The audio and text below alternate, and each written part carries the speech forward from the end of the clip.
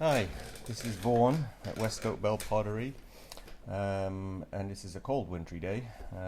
We had a bit of snow last night, just a couple of inches, but it's cozy here in the studio, and I'm firing a kiln as well, so you might hear the clicking. This is a decorative stencil technique that I've been doing since 1985, actually earlier than that, because I discovered how to do this in about 1983 when I was doing some trophies for a greyhound race. Anyway, it is using paper masking and layering colored clay, which is slip or an ongo, whichever. And this is actually finished, so I'm just going to take the stencils off and you'll get to see what is the result of 4 different layers of clay using paper to mask out in between. I'm trying not to get my hand in the way, and this was a piece I did for a commission.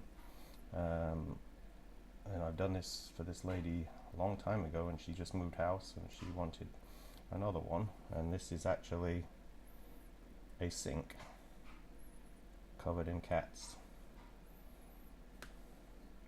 It's a very tedious technique, as you can see, because all the images have to be drawn. Fortunately, I have a model sleeping right next to me here on the table. You can't see her, but so I can take photographs of her anytime I want. There you go. So now we have a grouping of cats. I called this technique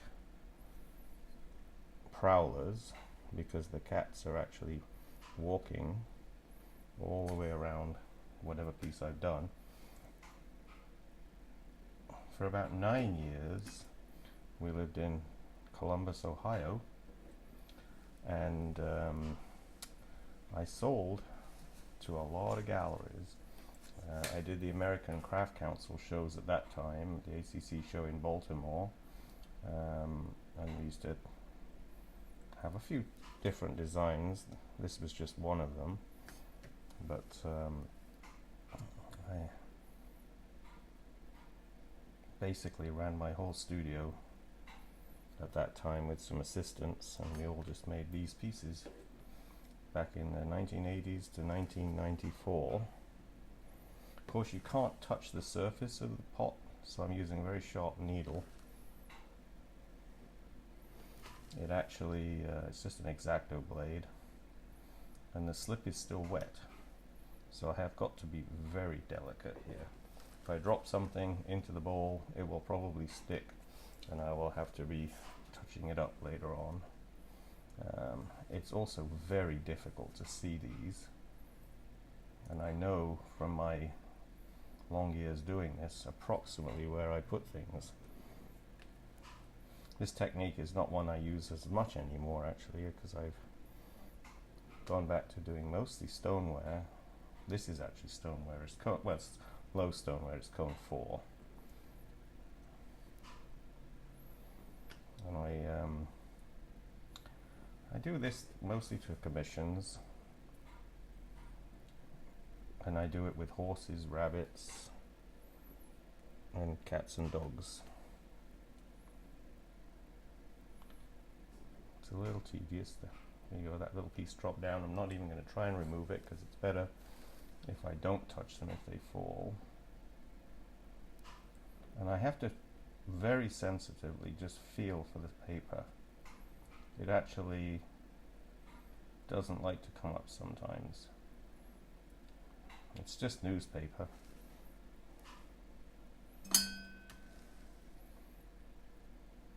The clay will dry, obviously, and if there is any mistakes where it drops inside, I will try to remove them when it's dry, so that I don't tend to risk smudging the clay.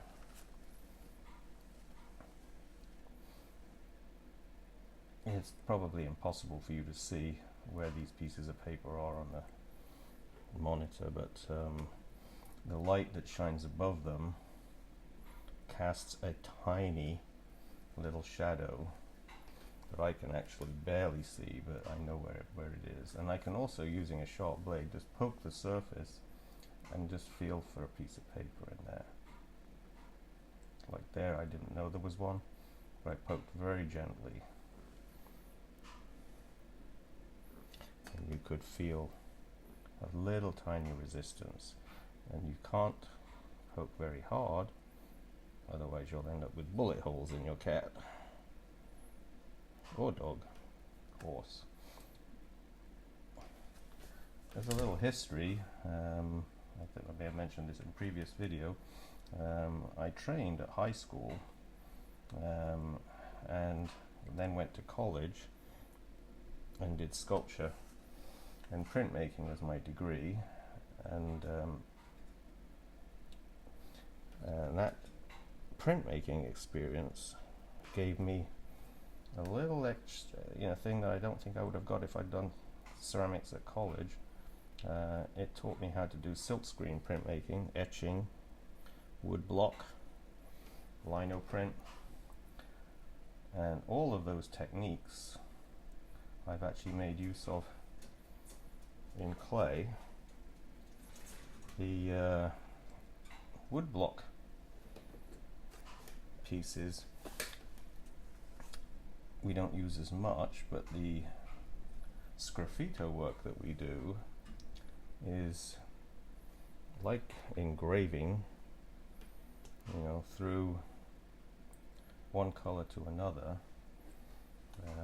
and the silk screen that we don't do silk screen, but when I did it at college, that's the technique that basically helped me develop this technique, because I'm masking out with the pieces of paper as I apply color to the piece.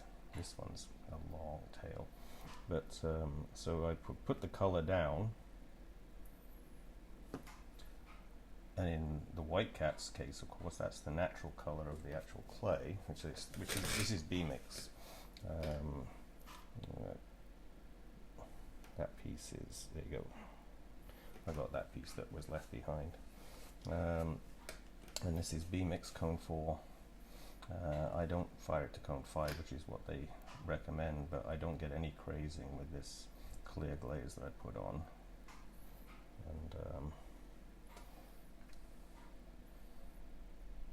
And then the actual paper, I see there's something there and I can't quite tell, so I just poke gently. There it is. There you go. The color is actually just Mason stains mixed into my white clay body slip. So all of this has to be done when the clay is really soft.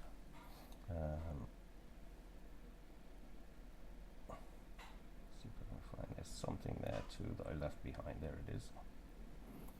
Like I say, this is tedious, so you don't do these pieces very fast.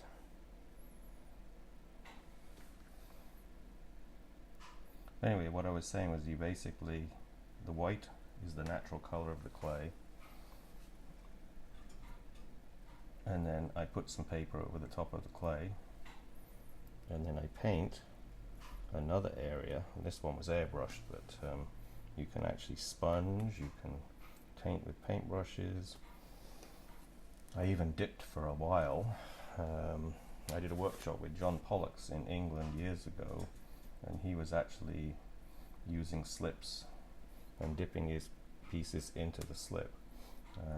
What I noticed when I started doing this technique is it took a long time for something to dry when it had that thicker layer of slip on it. So I started to airbrush for my layers, and the clay would dry faster, so it sped up the technique a little bit. There's something just there too, almost impossible to see.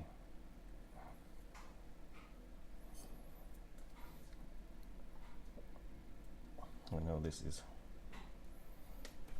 getting in the way when I put my hand in there, but it's almost done now. There is, from my predictable behavior with these, I know there's one there. There's a white cat missing in that location. That's the only way you can find these and guarantee, is that you are very repetitive about the way you do them, and you know approximately where something will be. And you've got to be careful also that you don't stab the piece. Like I said, it kind of looks like you got holes in your animals if you stab the piece a little bit.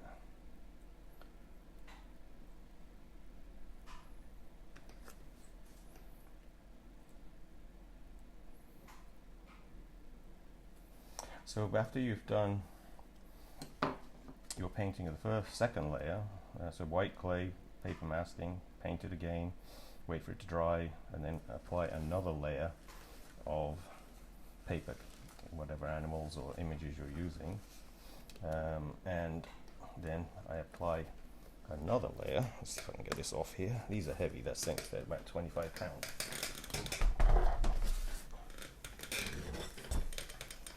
Here's another one I was doing to show you the different animals. And this one obviously is horses. So then you would apply that third layer of slip, and you have to wait for it to dry again. So it would take 2 or 3 hours in between each layer. So you're really talking about a process that takes a long time. Usually when I start one of these, it takes the entire day. So I have several things going on at the same time just to be efficient in my studio. And I can not rush something. You know, there are ways you can actually speed something up, drying with a fan or just using a hairbrush, you know, a hair dryer. I've even used a paint stripper. I don't like using propane things, it's a fire hazard really in the studio as well, but I noticed that there is a residue when you're using propane that would actually be left on the surface of the clay if you weren't careful, and the slips that I use would not adhere. There would be separation later on because there was some oil residue from the propane left on the surface of the clay. So anyway, so you got colored clay, 3 applications in this piece with 3 layers of paper masking in between, and then you have a background color, and that's more like 2 to 3 layers to actually get a nice even coat. It's like painting your wall of your house. You have to do very even coats, usually in opposing directions, to make sure that you get even coverage. And if you were doing other things, I know that there's a pottery in Massachusetts, Kaleidoscope Pottery I think it is, and he uses leaves, and I think a lot of people do, and I even did that for a while. I still do it in my workshops that I teach. It's a nice easy way in the fall. You don't have to cut any paper masking stencils. You can go outside and find your stencils. But so then we would actually sponge color layers on to kind of imitate the fall colors. But this, for the specific technique that I'm doing here, which I've done, as I said, since the early mid-1980s, the colors need to be fairly even, so I airbrush, which is a whole other story because you can't airbrush slips very easily. They tend to block up your airbrush, so that's also tedious, cleaning your airbrush constantly. Okay, I managed to do that all the way around without any big blunders. They will be trimmed in about a week. They dry very slowly since they're sinks. You must not let the rim dry out before the bottom, so I tend to cover them in different places and dry them very slowly and fire them very slowly. But as a gist, it's 3 layers of paper masking with 3 layers of colored slips, and then also 2 layers or 3 layers of background color, depending if you're spraying a dark color or a light color. Allow it to get just before leather hard, so you can remove the paper, but it's still quite wet in the inside, so you can't drop anything, otherwise it would stick. And but this technique is, I've been doing it since the mid-80s. It's 5 to cone 4 with B-mix, cone 5 clay, and then a clear glaze put over the top. I hope you enjoyed seeing this. It's something I've really never showed anybody before, so hope you can think of something creative that you can do with it. Thank you very much for joining me in Nova Scotia. All right.